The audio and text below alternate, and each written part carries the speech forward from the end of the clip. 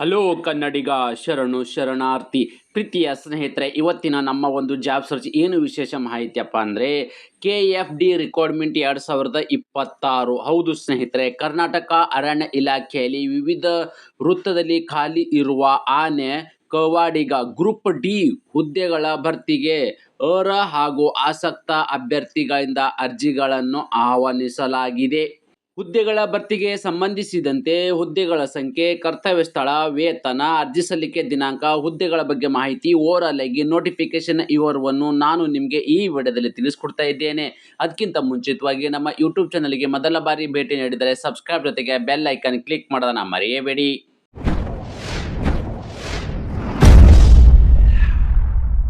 ಸ್ನೇಹಿತರೆ, ಯಾವೆಲ್ಲ ಒಂದು ಹುದ್ದೆಗಳ ಅರ್ಜಿಗಳನ್ನು ಆಹ್ವಾನಿಸಲಾಗಿದೆ ಅಂತ ನೋಡೋದಾದರೆ, ಆನೆ ಕಾವಡಿಗ ಗ್ರೂಪ್ ಡಿ ಇರ್ತಕ್ಕಂಥ ಹುದ್ದೆಗಳ ಅರ್ಜಿಗಳನ್ನು ಆಹ್ವಾನಿಸಲಾಗಿದ್ದು, ಕರ್ತವ್ಯ ಸ್ಥಳ ಎಲ್ಲಿಯಪ್ಪ ಅಂತಂದರೆ ಹುದ್ದೆಗೆ ಆಯ್ಕೆಯಾದ ಅಭ್ಯರ್ಥಿಗಳು ಕರ್ನಾಟಕದಲ್ಲೇ ಕೆಲಸವನ್ನು ನಿರ್ವಹಿಸಬೇಕಾಗತ್ತೆ. ಯಾಕಪ್ಪ ಅಂದರೆ ಇದು ಕರ್ನಾಟಕ ರಾಜ್ಯ ಸರ್ಕಾರದ ಹುದ್ದೆಗಳಾಗಿರೋದ್ರಿಂದ ನೀವು ಕರ್ನಾಟಕದಲ್ಲಿ ಕೆಲಸವನ್ನು ನಿರ್ವಹಿಸಬೇಕಾಗತ್ತೆ. ಖಾಲಿ ಇರ್ತಕ್ಕಂಥ ಹುದ್ದೆಗಳ ಸಂಖ್ಯೆ ಎಷ್ಟು ಅಂತ ನಾವು ಮಾಹಿತಿ ನೋಡಿದ್ರೆ, ಒಟ್ಟು ಇಲ್ಲಿ 57 ಹುದ್ದೆಗಳ ಅರ್ಜಿಗಳನ್ನು ಕರೆದಿರ್ತಕ್ಕಂಥ ಹುದ್ದೆಗಳೆಷ್ಟು ಒಟ್ಟಾರೆಯಾಗಿ ಇಲ್ಲಿ 57 ಹುದ್ದೆಗಳು. ಹಾಗಾದರೆ ಯಾವ ವೃತ್ತದಲ್ಲಿ ಕರೆದಿದ್ದಾರೆ ಮತ್ತು ಆ ಹುದ್ದೆಗಳ ಸಂಖ್ಯೆ ಎಷ್ಟು ಅಂತ ನಾವು ಇಲ್ಲಿ ಮಾಹಿತಿ ನೋಡೋದಾದ್ರೆ, ತಾವುಗಳು ಇಲ್ಲಿ ಗಮನಿಸ್ತಾ ಇದ್ದೀರಿ. ಮೊದಲನೇದಾಗಿ ನಾವಿಲ್ಲಿ ಮೈಸೂರು ವೃತ್ತವಂತೂ ನೋಡೋದಾದರೆ 27 ಹುದ್ದೆಗಳನ್ನು ಕರೆದಿದ್ದಾರೆ. ಕೊಡಗಿಗೆ ನೋಡೋದಾದರೆ ನಾವಿಲ್ಲಿ 11 ಹುದ್ದೆಗಳು ಮತ್ತು ಅದೇ ರೀತಿ ಕೇಂದ್ರ ವೃತ್ತ ಇರ್ತಕ್ಕಂಥವರಿಗೆ 1 ಹುದ್ದೆಗಳು, ಶಿವಮೊಗ್ಗ ವೃತ್ತ ಇರ್ತಕ್ಕಂಥವರಿಗೆ 9 ಹುದ್ದೆಗಳು, ಚಾಮರಾಜನಗರ ವೃತ್ತಕ್ಕೆ ಟೋಟಲ್ 9 ಹುದ್ದೆಗಳು. ಸ್ನೇಹಿತರೆ, ಏನು ಕರ್ನಾಟಕದಲ್ಲಿ ಬೇರೆ ಬೇರೆ ಒಂದು ಜಿಲ್ಲೆಗಳನ್ನು ಒಳಗೊಂಡಂತೆ ಒಟ್ಟಾರೆಯಾಗಿ ಇಲ್ಲಿ 57 ಹುದ್ದೆಗಳ ಅರ್ಜಿಗಳನ್ನು ಆಹ್ವಾನಿಸಲಾಗಿದೆ. ಅದೇ ರೀತಿ ಈ ಒಂದು ಹುದ್ದೆನ ಪಡೆದುಕೊಳ್ಳಬೇಕಾದ್ರೆ ಯಾವೆಲ್ಲ ಒಂದು ಕ್ವಾಲಿಫಿಕೇಷನ್ ಅನ್ನು ಹೊಂದಿರತಕ್ಕಂಥ ಅಭ್ಯರ್ಥಿಗಳು ಈ ಒಂದು ಹುದ್ದೆಗೆ ಅರ್ಜಿ ಸಲ್ಲಿಸಬಹುದು ಅಂದರೆ, ನಿಮಗೆ ಅನುಭವವನ್ನು ಬೇಕಾಗುತ್ತೆ ಸ್ನೇಹಿತರೆ. ಇಲ್ಲಿ ಯಾವುದೋ ಒಂದು ಕ್ವಾಲಿಫಿಕೇಷನ್ ಏನು ಅವಶ್ಯಕತೆ ಇರೋದಿಲ್ಲ. ಆನೆ ನಿರ್ವಹಣೆಯಲ್ಲಿ ಅನುಭವ ಹೊಂದಿರತಕ್ಕಂಥದ್ದು ಕಡ್ಡಾಯವಾಗಿರಲಿದೆ. ನೋಡಿ, ಇಲ್ಲಿ ನೀವು ಆನೆ ನಿರ್ವಹಣೆ ಮಾಡಬೇಕಾದ್ರೆ ನಿಮಗಿರ್ತಕ್ಕಂಥ ಏನು ವರ್ಕ್ ಎಕ್ಸ್ಪೀರಿಯನ್ಸ್ ಇದೆ, ಮೊದಲೇ ನಿಮಗೆ ಅನುಭವನೇ ಇರಬೇಕು. ಆನೆ ನಿರ್ವಹಣೆ ಮಾಡೋದ್ರಲ್ಲಿ ನಿಮಗೆ ಅನುಭವ ಇರ್ತಕ್ಕಂಥ ಅಭ್ಯರ್ಥಿಗಳು ಈ ಒಂದು ಹುದ್ದೆಗೆ ಅರ್ಜಿಗಳನ್ನು ಸಲ್ಲಿಸಬಹುದಾಗಿದೆ. ಅದೇ ರೀತಿ ವಯೋಮಿತಿ ಅಂದರೆ ವಯೋಮಾನ ಅಂದರೆ ಅರ್ಜಿ ಸಲ್ಲಿಸಲು ನಿಗದಿಪಡಿಸಿದ ಕೊನೆಯ ದಿನಾಂಕಕ್ಕೆ ಮಿನಿಮಮ್ ನಿಮಗೆ 18 ವರ್ಷವನ್ನು ಪೂರೈಸಬೇಕು. ಮಿನಿಮಮ್ ಎಷ್ಟಿರ್ತಕ್ಕಂಥದ್ದು 18 ವರ್ಷನ ಪೂರೈಸಬೇಕು.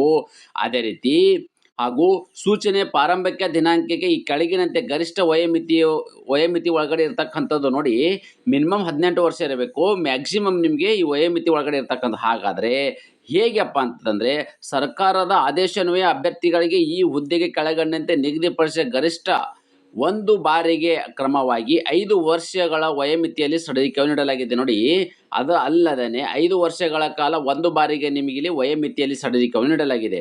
ಹಾಗಾದರೆ ಸಾಮಾನ್ಯ ವರ್ಗದ ಅಭ್ಯರ್ಥಿಗಳಿಗೆ ಎಷ್ಟಪ್ಪ ಅಂತಂದರೆ 35 ವರ್ಷ ಗರಿಷ್ಠ. OBC ಅಭ್ಯರ್ಥಿಗಳಾಗಿದ್ದರೆ ಅವರಿಗೆ 38 ವರ್ಷ ಮತ್ತು SC/ST ಅಭ್ಯರ್ಥಿಗಳಾಗಿದ್ದರೆ ಅವರಿಗೆ 40 ವರ್ಷಗಳ ಕಾಲ ವಯೋಮಿತಿಯಲ್ಲಿ ಇರ್ತಕ್ಕಂಥ ಅಭ್ಯರ್ಥಿಗಳು ಈ ಒಂದು ಹುದ್ದೆಗೆ ಅರ್ಜಿಗಳನ್ನು ಸಲ್ಲಿಸಬಹುದಾಗಿದೆ. ಅದೇ ರೀತಿ ವೇತನ ಅಂದರೆ ಆಯ್ಕೆಯಾಗಿರ್ತಕ್ಕಂಥ ಅಭ್ಯರ್ಥಿಗಳಿಗೆ ಪ್ರತಿ ತಿಂಗಳು ಸಿಗ್ತಕ್ಕಂಥ ವೇತನ ಎಷ್ಟು ಅಂತ ನೋಡಿದ್ರೆ 29,600ರಿಂದ 52,800 ರೂಪಾಯಿವರೆಗೂ ಪ್ರತಿ ತಿಂಗಳು ಸಿಗ್ತಕ್ಕಂಥ ವೇತನವಾಗಿದೆ. ಸ್ನೇಹಿತರೆ ನೋಡಿ, ಆನೆ ಕಾವಡಿಗ ಇರ್ತಕ್ಕಂಥ ಏನು ಹುದ್ದೆಗೆ ಸಂಬಂಧಪಟ್ಟ ಅಭ್ಯರ್ಥಿಗಳಿಗೆ, ಆಯ್ಕೆಯಾಗದ ಅಭ್ಯರ್ಥಿಗಳಿಗೆ 29,600ರಿಂದ 52,800 ರೂಪಾಯಿವರೆಗೂ ಪ್ರತಿ ತಿಂಗಳು ಸಿಗ್ತಕ್ಕಂಥ ವೇತನವಾಗಿದೆ. ಅದೇ ರೀತಿ ಆಯ್ಕೆ ವಿಧಾನ ಹೇಗೆ ನಡೆಸ್ತಾರೆಪ್ಪ ಅಂತಂದರೆ, ಅಭ್ಯರ್ಥಿಗಳು ಸಂದರ್ಶನ ಪರೀಕ್ಷೆ ಮತ್ತು ಆನೆ ನಿರ್ವಹಣೆಯಲ್ಲಿ ಅನುಭವ ಹೊಂದಿರುವ ಬಗ್ಗೆ ಗಳಿಸಿದ ಅಂಕಗಳ ಆಧಾರದ ಮೇಲೆ ಹಾಗೂ ಪ್ರಸ್ತುತ ಚಾಲ್ತಿಯಲ್ಲಿರುವ ಮೀಸಲಾತಿ ನಿಯಮಗಳ ಅನುಸಾರದಲ್ಲಿ ಆಯ್ಕೆಯನ್ನು ಮಾಡಲಾಗುವುದು. ನೋಡಿ ಸ್ನೇಹಿತರೆ, ನೀವು ಅಭ್ಯರ್ಥಿಗಳು ಇಲ್ಲಿ ಒಂದು ಮೊದಲನೇದಾಗಿ ಸಂದರ್ಶನ ಮತ್ತು ಪರೀಕ್ಷೆ ನಡೆಸಲಾಗುವುದು ಮತ್ತು ಆನೆ ನಿರ್ವಹಣೆಯಲ್ಲಿ ಅನುಭವ ಹೊಂದಿರುವ ಬಗ್ಗೆ ಗಳಿಸಿದ ಅಂಕಗಳ ಆಧಾರದ ಮೇಲೆ ಮತ್ತು ಪ್ರಸ್ತುತ ಚಾಲ್ತಿಯಲ್ಲಿರುವ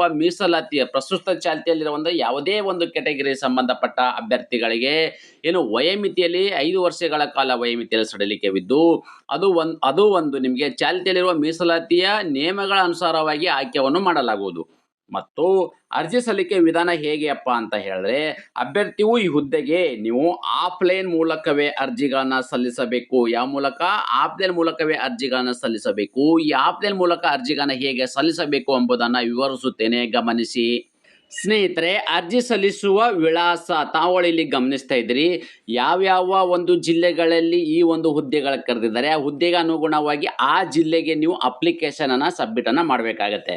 ಮೊದಲನೇದಾಗಿ ಮೈಸೂರು ವೃತ್ತದಲ್ಲಿ ಏನಿರ್ತಕ್ಕಂಥವ್ರಿಗೆ ಇದ್ರ ಬಗ್ಗೆ ನಾವು ಮಾಹಿತಿ ನೋಡಿದ್ರೆ, ಅರಣ್ಯ ಸಂರಕ್ಷಣಾ ಅಧಿಕಾರಿ ಕಚೇರಿ ಮೈಸೂರು ವೃತ್ತ, ಮೈಸೂರು ಅರಣ್ಯ ಭವನ, ಅಶೋಕಪುರಂ, ಮೈಸೂರು 570008 ಈ ಒಂದು ಅಡ್ರೆಸ್ಸಿಗೆ ತಮ್ಮ ಅರ್ಜಿಗಳನ್ನು ಕಳಿಸ್ಕೊಡ್ತಕ್ಕಂಥದ್ದು.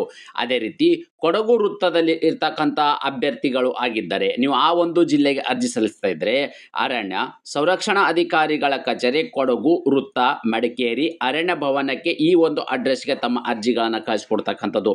ಅದೇ ರೀತಿ ಕೇಂದ್ರ ವೃತ್ತ ಇರ್ತಕ್ಕಂಥ ಈ ಒಂದು ಜಿಲ್ಲೆಗೆ ಅಥವಾ ಈ ಒಂದು ನಗರಕ್ಕೆ ನೀವು ಅರ್ಜಿಗಳನ್ನು ಸಲ್ಲಿಸ್ತಾ ಇದ್ರೆ, ಮುಖ್ಯ ಅರಣ್ಯ ಸಂರಕ್ಷಣಾಧಿಕಾರಿ ಕಚೇರಿ ಕೇಂದ್ರ ವೃತ್ತ, ಸಿರ್ಸಿ 581402 ಈ ಒಂದು ಅಡ್ರೆಸ್ಗೆ ತಮ್ಮ ಅರ್ಜಿಗಳನ್ನ ಕಳಿಸ್ಕೊಡ್ತಕ್ಕಂಥದ್ದು.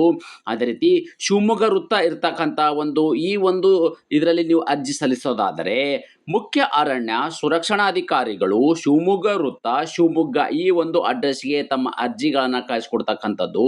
ಅದೇ ರೀತಿ ಚಾಮರಾಜನಗರ ವೃತ್ತಕ್ಕೆ ನೀವು ಅರ್ಜಿಗಳನ್ನು ಸಲ್ಲಿಸೋದಾದರೆ, ವೃತ್ತ ಕಚೇರಿ ಚಾಮರಾಜನಗರ ಈ ಒಂದು ಅಡ್ರೆಸ್ಗೆ ತಮ್ಮ ಅರ್ಜಿಗಳನ್ನು ಕಳಿಸ್ಕೊಡ್ತಕ್ಕಂಥದ್ದು. ಸ್ನೇಹಿತರೆ, ಯಾವ್ಯಾವ ಜಿಲ್ಲೆಗೆ ಎಷ್ಟು ಹುದ್ದೆಗಳು ಕರೆದಿದ್ದಾರೆ ಅಂತ ನಾನು ನಿಮಗೆ ಮೊದಲೇ ಹೇಳಿದೆ. ಆ ಹುದ್ದೆಗೆ ಅನುಗುಣವಾಗಿ ನೀವು ಯಾವ ಒಂದು ಜಿಲ್ಲೆಗೆ ಅಥವಾ ಯಾವ ಒಂದು ವೃತ್ತಕ್ಕೆ ನೀವು ಅರ್ಜಿಗಳನ್ನು ಸಲ್ಲಿಸ್ತಾ ಇದ್ರಿ, ಆ ಒಂದು ವೃತ್ತದ ಅಪ್ಲಿಕೇಶನ್ ಅನ್ನ ಆಫ್ಲೈನ್ ಅಪ್ಲಿಕೇಶನ್ ಪಡೆದು ತಮ್ಮ ಅರ್ಜಿಗಳನ್ನು ಸಲ್ಲಿಸಬೇಕು.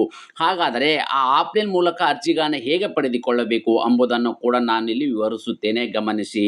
ಸ್ನೇಹಿತರೆ, ಅರ್ಜಿ ಸಲ್ಲಿಸಲು ನಿಗದಿಪಡಿಸಿದ ದಿನಾಂಕದ ವಿವರವನ್ನು ನಾವು ಇಲ್ಲಿ ನೋಡೋದಾದರೆ, ಅರ್ಜಿ ಸಲ್ಲಿಸಲು ಪ್ರಾರಂಭ ದಿನಾಂಕ ಯಾವಾಗಪ್ಪ ಅಂದರೆ ಆಗಸ್ಟ್ 5, 2026 ಆಲ್ರೆಡಿ ಪ್ರಾರಂಭವಾಗಿದ್ದು, ಅರ್ಜಿ ಸಲ್ಲಿಸಲು ಕೊನೆಯ ದಿನಾಂಕ ಯಾವಾಗಪ್ಪ ಅಂದರೆ ಸೆಪ್ಟೆಂಬರ್ 3, 2026 ಇಷ್ಟರ ಒಳಗಡೆ ತಮ್ಮ ಅರ್ಜಿಗಳನ್ನು ಸಲ್ಲಿಸಬೇಕು.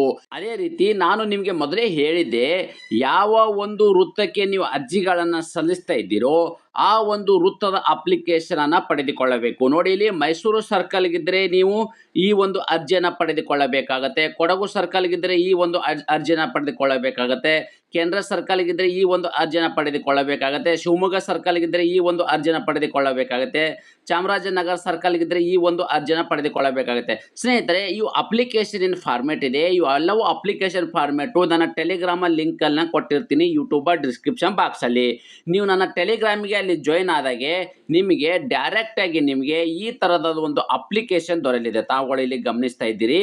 ಓಕೆ, ಈ ಒಂದು ಅಪ್ಲಿಕೇಶನ್ ಏನಿದೆ ತಾವುಗಳು ನೋಡ್ತಾ ಇದ್ದೀರಲ್ಲ, ಈ ಒಂದು ಅಪ್ಲಿಕೇಶನ್ಗೆ ಇಚ್ಛಿತಿನ ನಿಮ್ಮ ಭಾವಚಿತ್ರವನ್ನು ಅಂಟಿಸಿ, ನಿಮ್ಮ ಹೆಸರನ್ನು ಇದು ಮಾಡಿ, ಪುರುಷ ಅಭ್ಯರ್ಥಿಗಳ ಮಹಿಳಾ ಅಭ್ಯರ್ಥಿಗಳೆಂಬುದನ್ನು ಇದು ಮಾಡಿ, ನಿಮ್ಮ ಜನ್ಮ ದಿನಾಂಕಗಳನ್ನು, ಓಕೆ, ಅದೇ ರೀತಿ ಪತ್ರ ವ್ಯವಹಾರಕ್ಕಾಗಿ ಪೂರ್ಣ ವಿಳಾಸವನ್ನು ಬರೀರಿ, ಪಿನ್ ಕೋಡನ್ನು ಇಲ್ಲಿ ಮೆನ್ಷನ್ ಮಾಡಿ.